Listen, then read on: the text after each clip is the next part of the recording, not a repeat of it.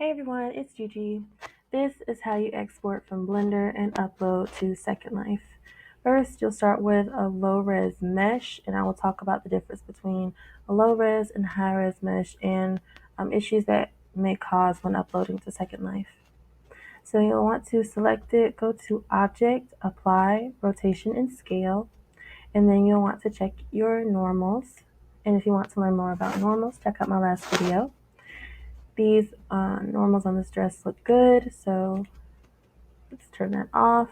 Then you can go to File, Export, Default DAE.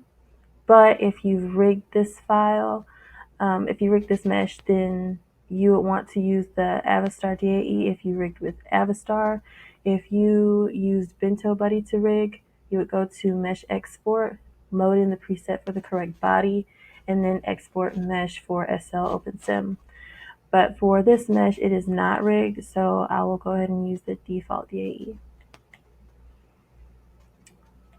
Okay, and I already exported it, but I'm just going to do it again just to show you.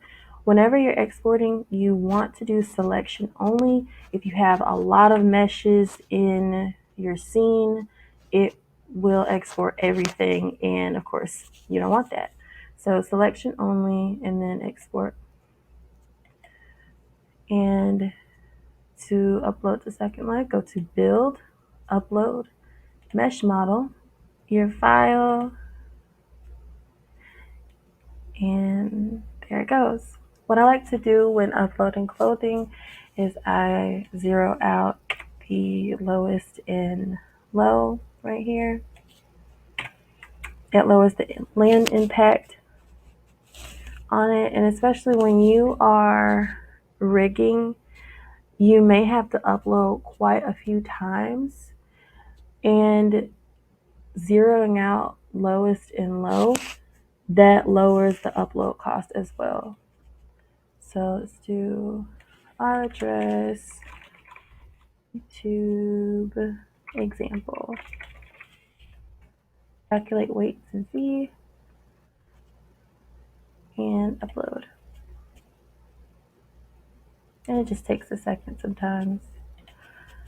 Okay, I'm just gonna res this out here. So there's the dress, and that is how you upload to Second Life.